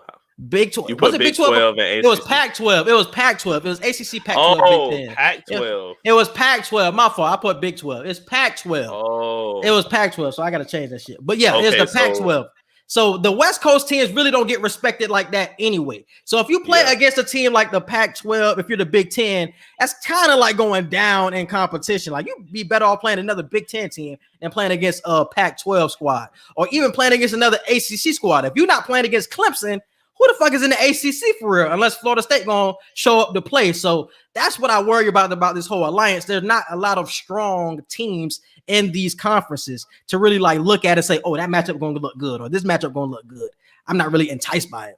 The only team that's helped for real is, like DeQuez said, Miami, Oregon. Other than them 2, who is it helping for real? And that's what I'm saying. Like, I don't know what they're really going to do moving forward. I can see it helping a team like the Oregons. I feel like this will help the Pac-12 more than anything, because the Pac-12 playing Pac-12 teams is just not going to work. They're not getting respected enough in their conference. So you have to branch out and get the Big 10 W's. But for the Big Ten and the ACC, I don't see the benefit. I would rather see you play against a Big 12 school. I would rather see you play against a SEC school if you're going to branch out in out of conference games. Playing against Pac-12 ACC really doesn't entice me. If I'm a voter for it, it really doesn't entice me. Miami. I'm looking at the Pac-12 right now. This can help USC too. Now that I remember, this could definitely help USC. Is USC really going good anymore? With their brand, at least. The brand of USC is never gonna die, even though the talent may not be the same as niggas don't look at USC the same though, bro. I don't know about that. It's not the same, but it just hasn't completely died out. Like, I feel like a lot when it comes to quarterbacks are still going to go to USC. Like, I highly believe that. Utah has been having a few years. Utah will have a really good year, and then they'll be mid or trash, and then they'll have a year where they break into the top 15 or something like that. So a team like Utah might probably benefit from this. Washington, every few years, they might have that one breakout year, and then they get quiet again. So that's what I'm saying. There's too many hit or misses in there, bro. It's too many hit or misses, but these hit or miss schools are probably looking at it like, hey, this is our time to show that we can do this shit for real. But other than Oregon and maybe Utah, I'm not looking at any teams in the Pac-12 like, yeah, this shit is beneficial. Yeah, I think it would have been better if they did an alliance with the Big 12. Like, you playing teams like, while Oklahoma is there. If Oklahoma is still in the Big 12 for the time being, like, schedule a game against Oklahoma, schedule a game against Oklahoma State. I feel like those games would be more beneficial than playing against UCLA or some shit like that. I'm not really big on this alliance, man. It really ain't that big of a deal to me. Yeah, Miami, Clemson, possibly Florida State. Darnold. He said name one QB from USC last 5 years. Sam Darnold. I'm about to say Sam Darnold. And Keenan Slovis. He the quarterback for them now. That's what I'm saying, bro. Like, QBs are still looking at USC like that, bro. For real. Now, running backs and all these other positions is like, yeah, the brand isn't really there as much anymore, but USC is still a top quarterback school in California. Yeah, I agree with that. I agree with USC for quarterbacks, but everything else, man, that shit falls on their head. But I think that's it for all the sports topics, man. Let's move on to Too Wild Wednesday. What we got for this week? All right, first one. Jalen Hurts will be the best QB in the NFC East. Too wild or not too wild? Not too wild as hell. I'm hearing a lot of good things coming out of Eagles camp. And even though a lot of people are probably going to say, no, this Dak hands down. I'm telling y'all, Jalen Hurts is going to prove a lot of people wrong. And it's going to be because of Devontae Smith. And Jalen Reagor is going to have a way better year too for the Eagles. I see a lot of good up-and-coming players for the Eagles right now. And I think he will have the best quarterback season. And you'll be the most impressed by him. I say not too wild as well. It's not Dak's to take because we don't know if Dak is healthy or if he's going to play. And if he does play, we don't know how many games he's going to play. So I can't just say this is Dak's division. Daniel Jones, there's still some promise, but he's still developing right now. So I can't say it's his. It's his last chance, bro. It's his last chance for real. So I can't say it's his, but there's still promise because I fought with Daniel Jones. He's not terrible. And Ryan Fitzpatrick, yeah, he got his games where he's Fitz magic, but most of the time it's not happening. So it's really Jalen Hurts' to lose if we're being honest. So I agree, not too wild, and that poll is 68% not too wild right now. Speaking of Devontae Smith, though, who will be the best rookie wide receiver? Jalen Waddle, Jamar Chase, Devontae Smith, or other? I say Jalen Waddle. I was just about to say Jalen. I like Jalen Waddle, bro. I like Jalen Waddle a lot. And I think Tua is going to have a way better season than last year, too. I think he's getting comfortable in the system. I'm going to rock with Jalen Waddle. I think Devontae will have a good year, though. But I think Waddle will be like a huge help for Tua moving down the line. I totally agree. Devontae Smith is winning. Devontae Smith is winning 50% right now. Jamar Chase is second at 33%. Jalen Waddle is third at 13%. Crazy. The thing with Devontae Smith, I understand what you're saying, that Jalen Hurts' success is going to be built off of Devontae Smith. But I've been saying it before he got into the league, before draft night even happened. Devontae Smith got to get bigger, bro. I really don't know how his size of a receiver is going to do against these bulk ass corners, bro. I don't know He's how not he's getting gonna touched. do. I hope so. That's going to be the way he does it. I'm telling you, I had watched the game against the Patriots, right? So he was going against J.C. Jackson. So a lot of people had the same complaints. Like, man, he's skinny. J.C. Jackson going to jam him off the line, this, that, the third. J.C. was trying to jam him, Devontae Smith at the line. Do. You ain't even touching him, bro. Got it. But that's impressed coverage. Release game. What if they're not impressed coverage? What if they're in the zone? Like, is that a situation where, like, that little shove, it might be that shove from that linebacker. You know what I'm saying? I don't know, bro. I feel like I want Devontae Smith to do great. Obviously, he did such a great job at Alabama. He's going down as one of the greatest college wide receivers of all time. And but I just feel like Jalen Waddle is in a better situation. And you got to think, he played against some of the best DBs in the country, and he went against the best DB in the country and Patrick Surtain every time in practice. And he wasn't getting bullied off the line. He still became a Heisman wide receiver. So I think it's going to be an easy transition for him in the NFL, bro. And I really think I agree with what DQ was saying about the footwork. I think it is more about footwork than size. If you can't touch me off the line, it really don't matter how skinny I am. And I don't think it will be that big of a deal as a lot of people are trying to big it up to be. And shout out to Jamar Chase as well. We're not trying to overlook you. You definitely are a great wide receiver. But if Joe Burrow ain't got no line protecting him, I don't know how long he going to play. And I don't know how much time he's going to have to look at you. So I feel like Jamar Chase is going to be in a Ocho situation where his first couple years, he ain't really going to get the amount of shine that he should get. And even in the preseason game this year, a lot of people was tripping on him because he had 3 drops in the preseason game. And it's like, damn, my nigga, you was the first wide receiver taken, and you taking drops. And a lot of people were questioning, like, damn, do the Bengals regret taking him instead of taking that offensive lineman, Penei Sewell? They could have had him at 5, but they took Jamar. So when Jamar drops a pass, niggas are going to be on his head because they could have had Sewell, who's going to most likely be a Pro Bowl lineman in the league. I can understand the reason they're upset. I wouldn't be upset with Jamar, though. Yes, a couple of drops, but it's preseason. I know preseason tells you what you might be getting in the regular season, but let's just give it time, y'all. Jamar Chase is a special talent. I feel like his first couple years, he's not really gonna have the light on him that much, but he's going to be slept on over the next few years. But the next one, who's under the most pressure to perform this season, Ezekiel Elliott or Odell Beckham Jr.? This was such a tough one.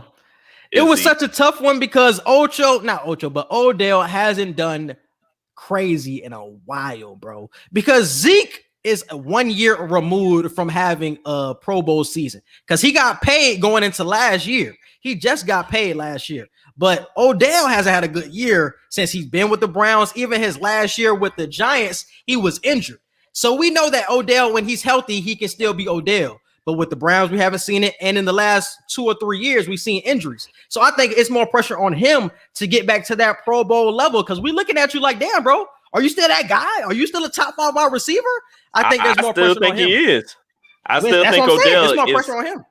I think Odell is that special, but I would say Zeke just off of the fact that you didn't have Dak last season and people just kind of excused you not really doing that well as a top running back. And now you're in a situation again to where are you going to fall on that excuse of not having Dak? So it's no reason to go crazy, because if you don't have an elite quarterback like Dak Prescott, the game has to fall on your shoulders as Ezekiel Elliott. So I feel like if you don't perform again in this following season, I'm looking at you like, well, damn, like, are you only going to perform at an elite level if Dak is playing? Because if that's the case, what are we going to say about Zeke whenever he just doesn't have the perfect QB situation? But I think that's an excuse, though, because if I don't have a quarterback, they're going to stack the box on me, bro. He was running against a lot of stacked boxes because you have people like Andy Dalton and Garrett Gilbert starting for the Cowboys. Like, they're not worried about anything. Them 2 quarterbacks are throwing, so they're stacking the box on me every time, bro. So even if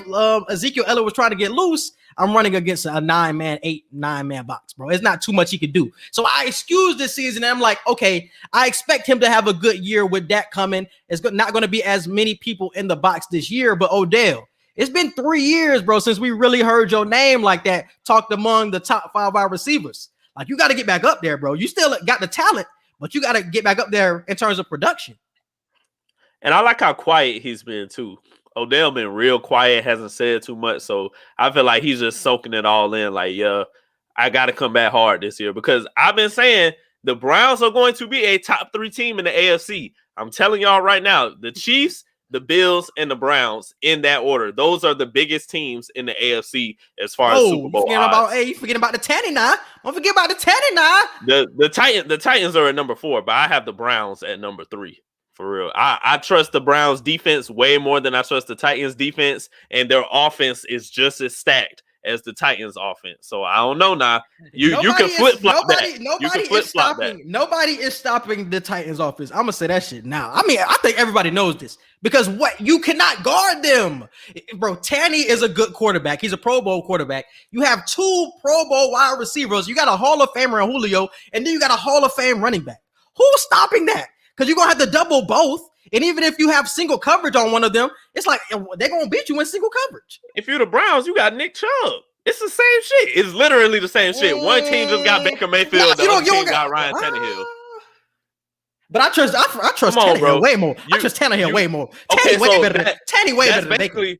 That's what you're banking on then, though. Because with the Browns, you got Juice and OBJ.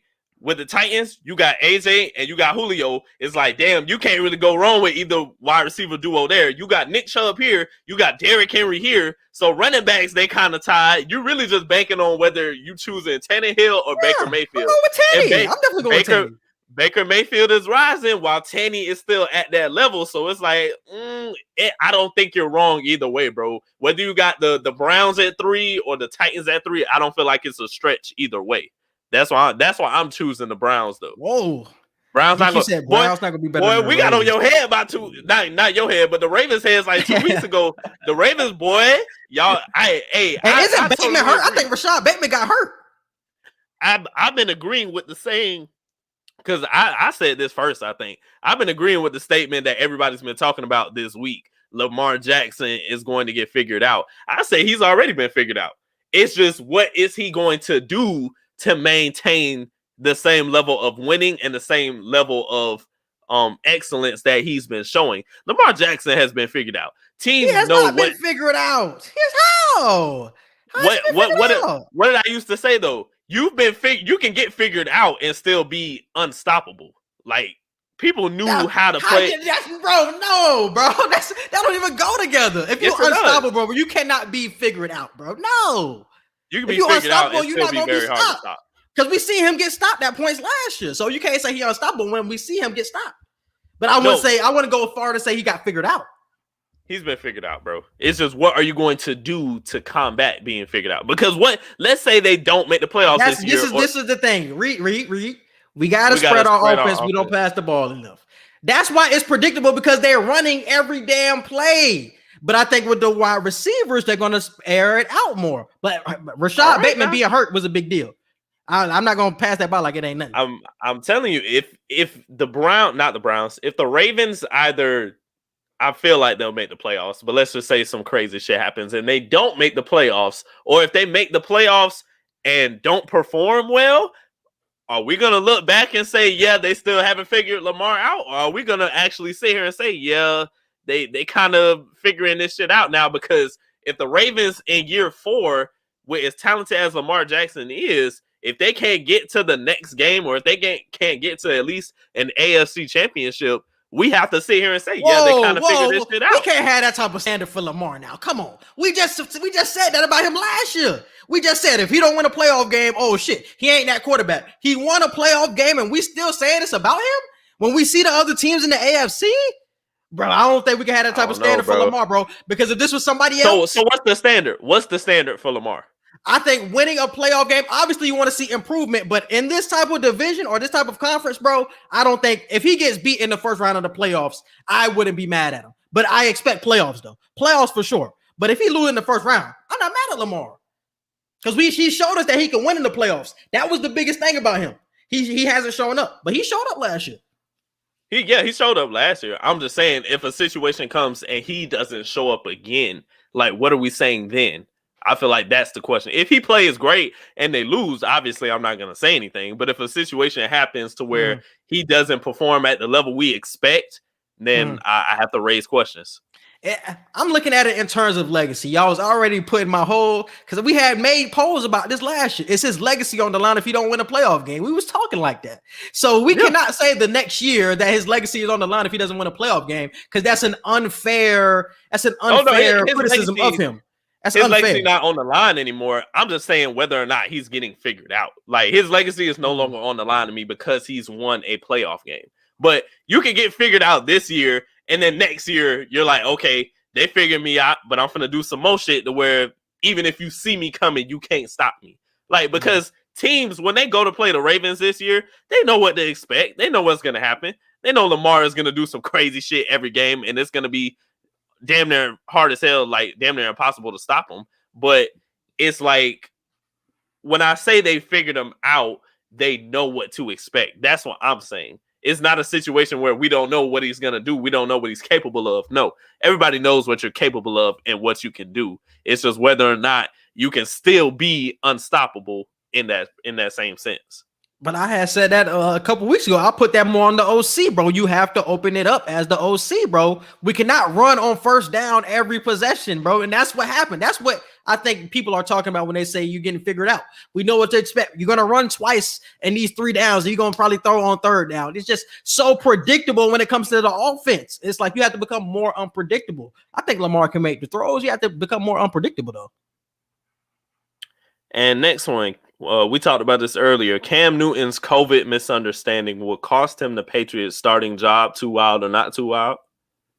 I think it's pushing it to the brink, but I think he will still be the starter at the end of the day. So too wild. I say not too wild just because, excuse me, like we said, the leash is getting shorter and shorter. So I don't think this is a situation, like I said, it's not too wild, but I don't think it will happen. That's what I'm saying. It's not too wild to think that, but I agree with you. I feel like he still will be the starter because it's only 5 days, so he's still going to come back for week 1. Yeah, but I think this preseason game was a big deal because we wanted to see him have an encore performance to last week. You played good against the Eagles. Mac Jones played good against the Eagles. This game against the Giants would have been a big deal in terms of looking to see if like you're really ready, because it's going to be first team on first team. It's like, okay, now we see that Cam is ready for the season. But now I don't think he's playing in this preseason game. So now you're missing this preseason game. That's why a lot of the coaches are mad, because my starter is missing the most pivotal preseason game. And now he just got to go into week 1 without that type of experience. Now it's like, damn, you know what I'm saying? That's why the coach is really mad at him. Next one. Who will have the biggest bounce back season? Christian McCaffrey, Dak Prescott, Saquon Barkley, or other? My nigga C-Mac. I think Saquon Barkley. I think this is going to be the same thing with Christian McCaffrey every year he's actually healthy, because last year he just wasn't healthy. He was banged up. But if he's healthy, he's going to be a 1,000-yard rusher, a 1,000-yard receiver every year that he's healthy. Do you think it was fair that he got the highest running back rating on Madden 22 and he missed like majority of the season? Yes, I do. But I do think he's the best running back in the league when healthy. So it just depends on what you're going off of. I just feel like the fact that you missed the majority of the season, that's like, it's like we know Julio is a top 3 receiver, but if let's say Julio missed like 90% of the season and everybody else who did play performed at an elite level, but Julio still got higher rankings than like 5 of the other receivers, it's like, damn, like he ain't even play. Like, how are we just gonna like you're gonna take his Madden rating from 2 years ago and just paste it on this one? Like, come on. I agree. It should have been lower, but like I said, when healthy, I still think he's the best. But he shouldn't have been over Henry. He shouldn't have been over Chubb. There were better running backs last season, and I feel like that's what you should be going off of last year, because this is a new year. I'm saying. You should be, So I don't think he should be the best running back, but like I said, when healthy. Christian McCaffrey is winning that poll. I was about to say something too. When Christian McCaffrey is healthy, because you got Sam Darnold playing the quarterback for the Panthers right now, I think he's going to rely on Christian McCaffrey. I think once again he will be in that MVP conversation. I think he was in that MVP conversation like 2 years ago. 2 years I think ago. that was Cam's like last year in Carolina. I think it's going to be the same way this year. They're going to rely on him a lot, and I think Carolina is going to be good this year. Ezekiel Elliott was, winning that poll 57%. Cam Newton's poll for the COVID not too wild was winning that poll 75%. And Christian McCaffrey is winning this poll 35%. Dak is second at 31%. And Saquon is third at 27%. Jameis Winston will be a top 10 quarterback in the NFL this season. Too wild or not too wild? Not too wild. Not too wild. Too wild. Not too wild. 54% of people agree with me. But that was a close one. I was surprised that was that close. I'm very upset that it was this close. Because it was a lot of votes too. Because I can literally name 10 quarterbacks that I just know are going to have a better season. Whoa, don't bank on that. Patrick Mahomes, Josh Allen, Tom Brady, Aaron Rodgers. Let me see. Baker Mayfield. That's 5. Whoa. You saying he's a top 10 quarterback? Jameis gonna have a better season than Baker. What? You have a healthy OBJ and a healthy Juice. We seen him with a healthy OBJ before. He ain't do shit with him. You have Nick Chubb in your backfield, so you're gonna when you talk about quarterbacks. So you feel like Jameis Winston is gonna have a better year than Baker Mayfield? Yes. Lamar Jackson. He's not gonna have the wins. He's not gonna have the wins, but he's definitely better than Baker, though, bro. He's definitely a better quarterback. Yes. He's not gonna have the same amount of wins because he has the better team, but Jameis Winston is definitely a better quarterback for sure. I can't, bro. I can't. Like you said, you got Lamar Jackson, Kyler Murray. He's not better than them, but if you having Baker Mayfield in the top 10, come on, Jameis better than him. Brady, Aaron Rodgers, Patrick Mahomes, Josh Allen, Lamar Jackson, Baker Mayfield, Kyler Murray, Russell Wilson. Mm-hmm. Who else? I'm thinking of divisions. I'm thinking of divisions. Damn, name me teams. Give me teams. It's Lions. Matt Stafford, your MVP candidate, Matt Stafford. Yeah, that's what a good the hell? one. That's 9. That's 9. No, that's 9. That's 9. Hold on, give me one more team.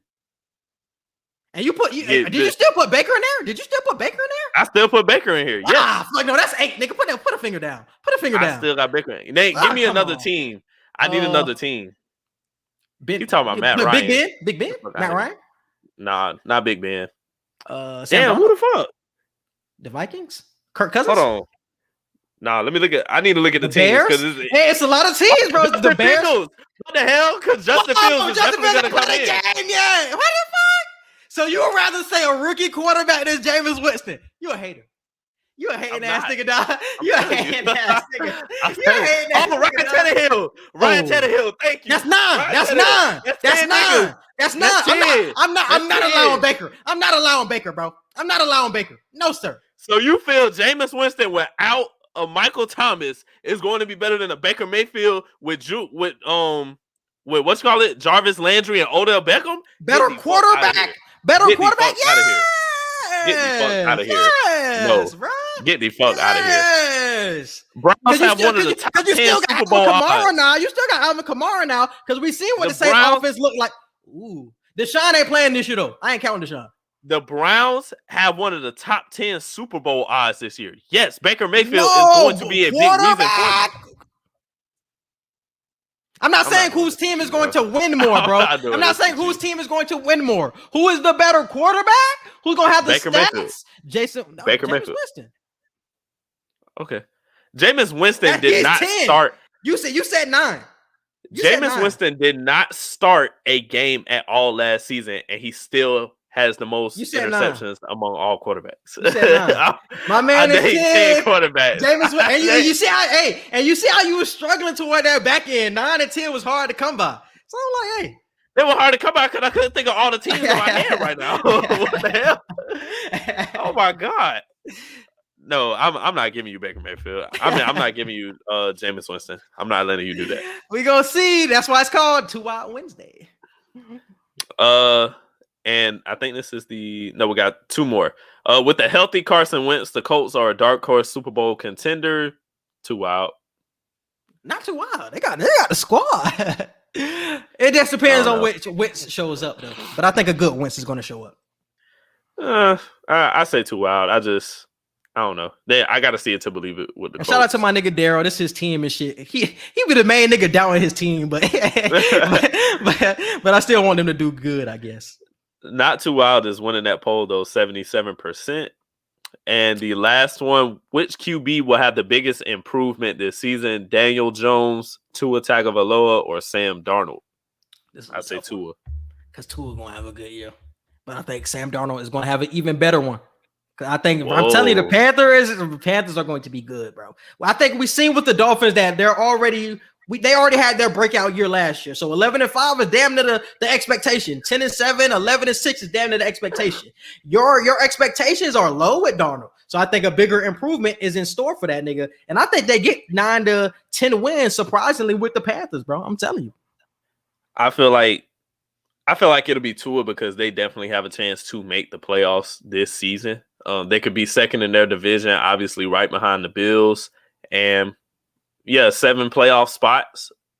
If they can get a good 12 to 13 wins, they're going to the playoffs. And I feel like that's going to be a huge that's a lot of wins though, bro.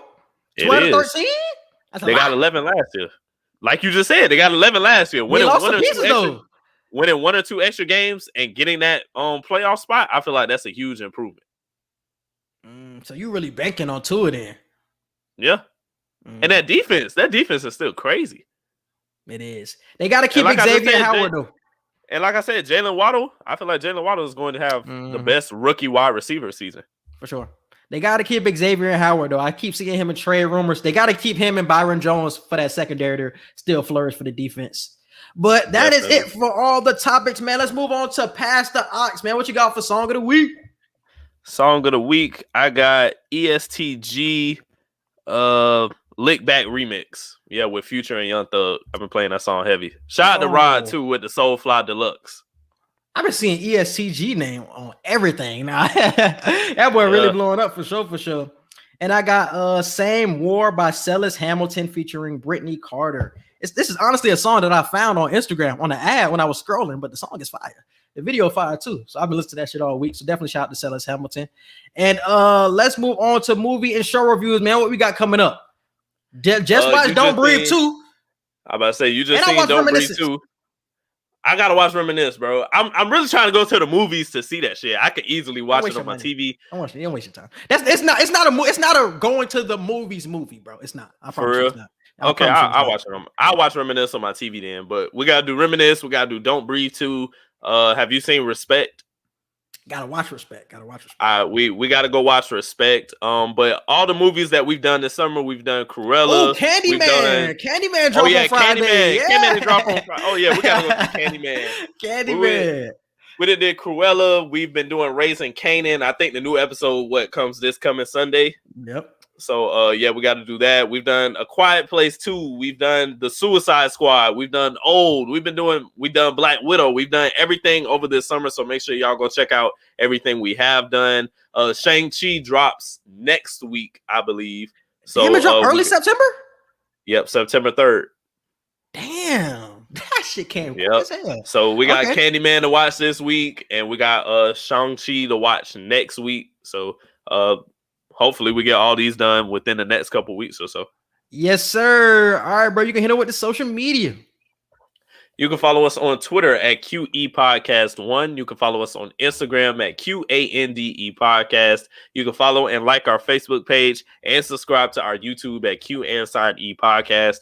And our email is QANDEpodcast@gmail.com. And you can subscribe to all of our podcast platforms. We're on Apple Podcasts, Google Podcasts, Spotify, and iHeartRadio. And wherever you listen to podcasts, we are there. Subscribe to the YouTube QAnSignE Podcast and subscribe to my YouTube. Just type in Quincy Hicks into the search bar and definitely subscribe. We appreciate you guys for listening. And we out. Peace.